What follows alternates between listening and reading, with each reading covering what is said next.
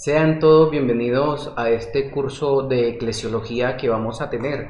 Son 7 temas muy interesantes todos para aclarar ciertas dudas acerca de nuestra identidad de iglesia. Quien les habla, el Padre Juan Carlos Álvarez.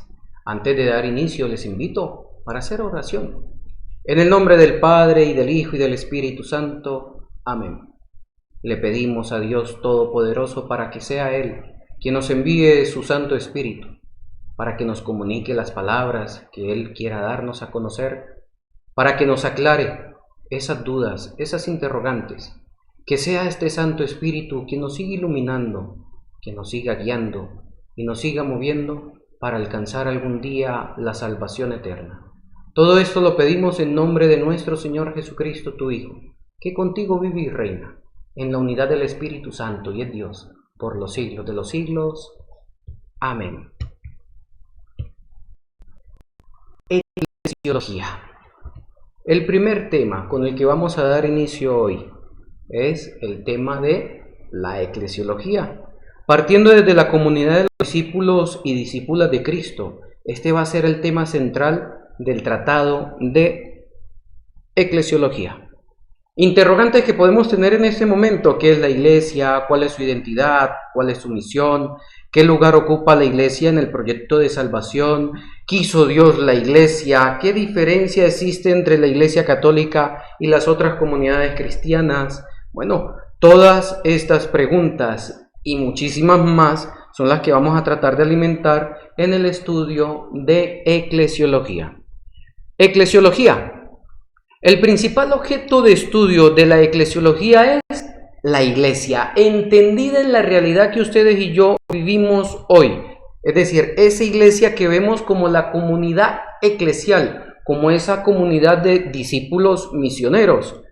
Hay otras formas de ver la iglesia, no estamos diciendo que esta es la única, no, hay otras formas de ver la iglesia. Hay quienes la ven partiendo de la historia, hay quienes ven la iglesia partiendo de la sociología, de su forma de pensar, de la filosofía, de la antropología, de las ciencias de las religiones. Es decir, hay otras formas de estudiar también la iglesia, no solamente la eclesiología, sino también tenemos estas otras formas. Pero la eclesiología, ustedes y yo la vamos a ir estudiando y conociendo partiendo de algo que se llama fe. Vamos a necesitar algo, es decir, una condición necesaria para entender la eclesiología es con la fe. Condición necesaria. ¿Por qué? Porque vamos a estudiar la eclesiología en la iglesia y dentro de la iglesia. Pero quizás la interrogante que puede surgir en este momento: ¿desde cuándo se comienza a ver la eclesiología como un estudio, como algo sistemático? Todo esto surge gracias a Jaime Viterbo en una obra que él escribe en el año 1301-1302. Esta obra es una reflexión sobre la iglesia.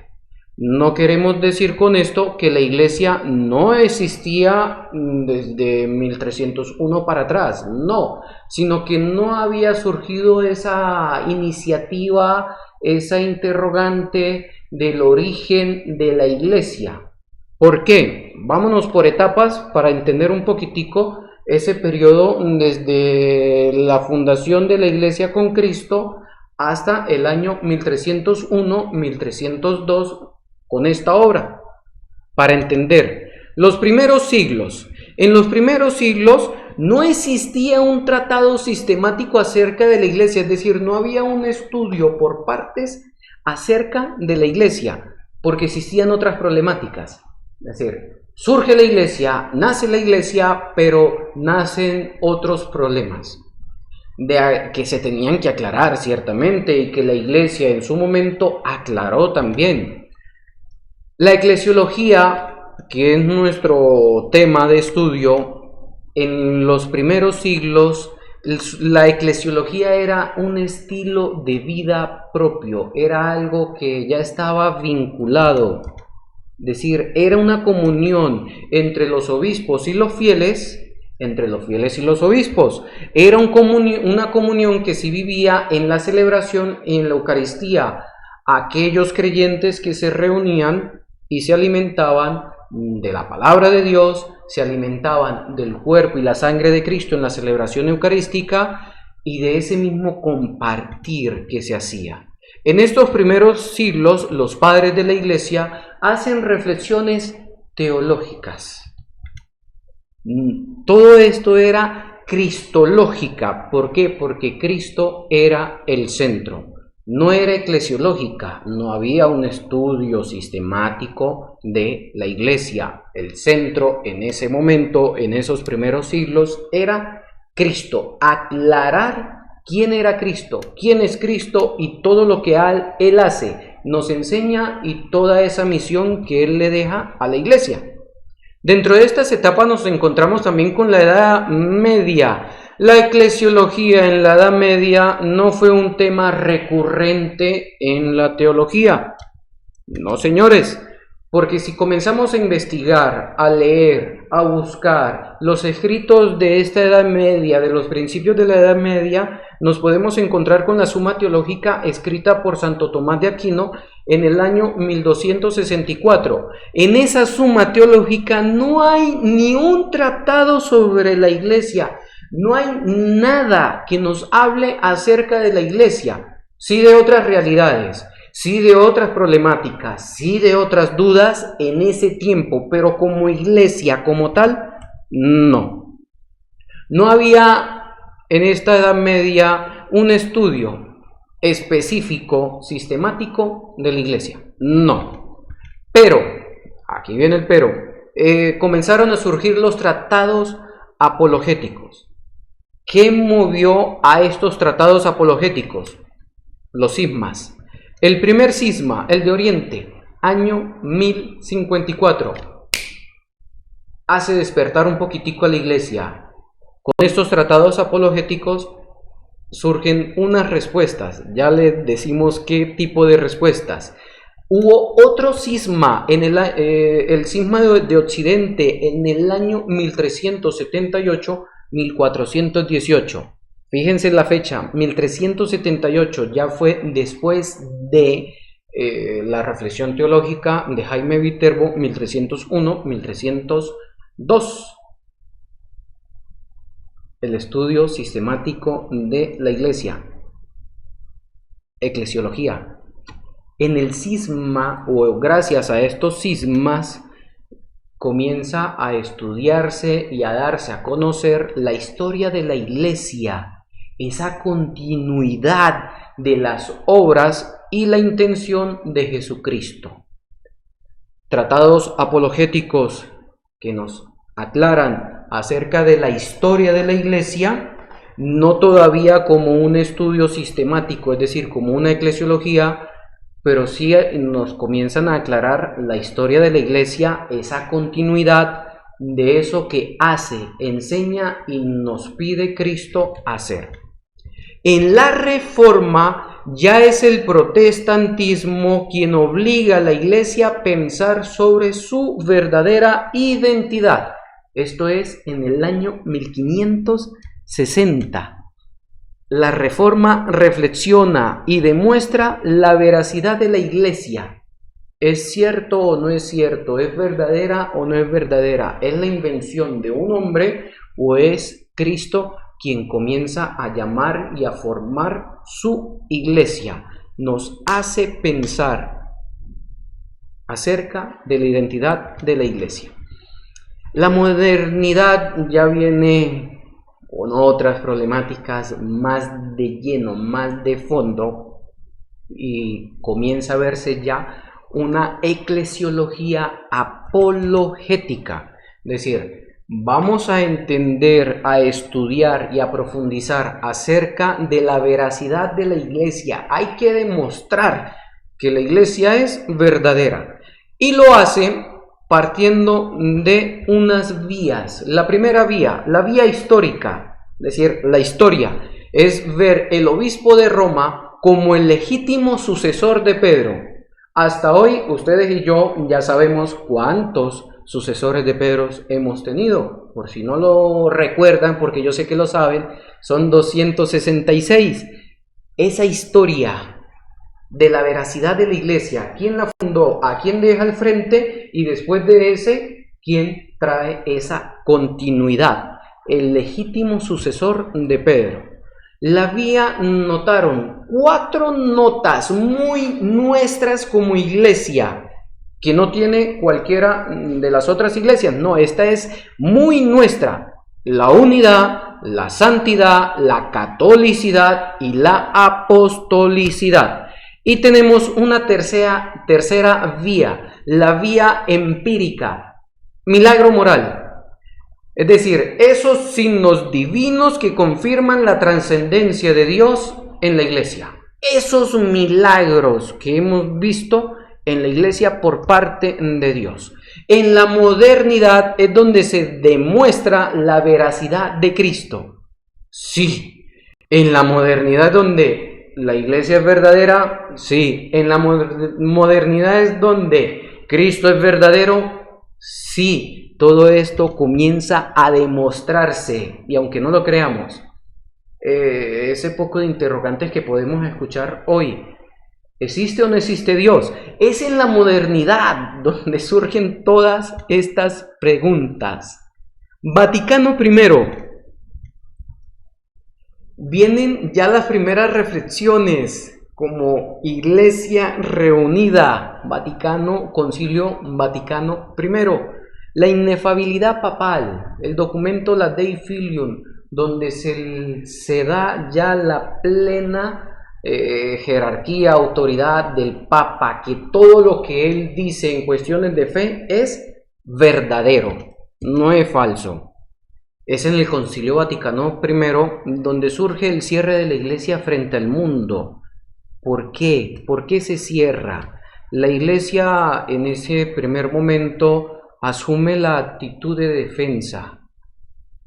¿Por qué se cierra? ¿Por qué se defiende? ¿De qué se defiende? ¿La iglesia es verdadera? ¿Cristo es verdadero? ¿La existencia de Dios? Demuéstrela. La iglesia se cierra. Es decir, se cierra por completo en ese momento. Pero ya va, no se queda ahí. Concilio Vaticano II. La iglesia vuelve a abrirse otra vez, esa reunión de todos los representantes de la iglesia. Todos reunidos, todos juntitos, comienzan a decir, no, ya va, no hay que cerrarnos a esta realidad, hay que abrirnos, hay que escucharlos y hay que responderles. Es un concilio netamente eclesiológico donde se estudia la iglesia, esa historia eclesial, desde dónde viene, cómo surge, cómo llega, cómo la iglesia es medio de salvación, donde comenzamos a ver la eclesiología, la misión de la iglesia en el mundo. Todo esto gracias al Concilio Vaticano II. Y dentro del Concilio Vaticano II nos vamos a encontrar con una constitución dogmática llamada Lumen Gentium. Constitución dogmática llamada Lumen Gentium. ¿Qué responde a los problemas eclesiológicos sin solucionar en el Concilio Vaticano I? ¿De qué forma responde? Aquí vemos ya una iglesia eclesiológica nuevamente apologética, porque las respuestas que da acerca de la iglesia son respuestas bíblicas y respuestas pastorales, es decir, partiendo de el fundamento bíblico, la palabra de Dios, y partiendo de toda esa experiencia pastoral que ha tenido la iglesia durante todos los siglos. Gracias a esta constitución se abren los centros de eclesiología, es decir, un estudio concreto como tal acerca de la iglesia. Pero todo esto va agarradito de la mano porque no se puede separar, no podemos estudiar una iglesia si no tenemos también nuestros propios fundamentos. Todos estos estudios de la eclesiología va agarradito de la mano también del estudio de la eclesiología, la neumatología, los sacramentos, la mariología. Todas estas disciplinas teológicas están conectadas. La fe en la iglesia existe y solo es posible a partir de la fe en el Dios trinitario, en la encarnación y en todos estos hechos. Cuando hablamos de Dios trinitario es Padre, Hijo, Espíritu Santo. Cuando hablamos de de cristología estudiamos la iglesia partiendo de Cristo, estudiamos la iglesia partiendo neumatología del Espíritu Santo, estudiamos la iglesia partiendo de los sacramentos, estudiamos la iglesia partiendo de la Santísima Virgen María. No están separados. No podemos separar eclesiología de cristología, porque la imagen que tenemos de Jesús conformará la imagen que tenemos de la iglesia. La separación entre iglesia y Cristo puede causar muchísimo daño, puesto que una iglesia sin Jesús es otra institución humana, una institución social, sin contenido teológico. No pueden estar separados el uno del otro. Para profundizar un poquitico más, vamos a dejarle una tarea, una actividad. Sí, con tarea incluida. Todo esto viene con tarea. Vamos a leer, vamos a investigar la fecha del Concilio Vaticano I y la fecha del Concilio Vaticano II. Vamos a agarrar ese Vaticano II y vamos a hacer un esquema de él, es decir, las constituciones, los decretos, todos los documentos que lo conforman. Si podemos escribir al menos en 3 palabritas, la Constitución dogmática trata sobre, la Constitución de esto trata sobre esto otro, este documento trata acerca de, hagamos un esquema. Eso nos va a ayudar un poquitico más a enriquecer acerca de nuestro conocimiento, o a tener más conocimiento acerca de nuestra iglesia. Y vamos a agarrar específicamente la Constitución dogmática Lumen Gentium y vamos a hacer un esquema. Es decir, cristología sin saber y sin conocer la Lumen Gentium, vamos a quedar ponchados. Entonces aquí también viene el compromiso por parte nuestro. Queremos conocer, vamos a investigar, vamos a leer y vamos a enriquecernos. Este es el primer tema, eclesiología. Y no está de más invitarles a continuar con este mismo curso, a sentir que en verdad nos queremos alimentar y queremos seguir formando parte de la iglesia. Que Dios los bendiga. Hasta el segundo tema. Nos volveremos a ver. Dios les bendiga.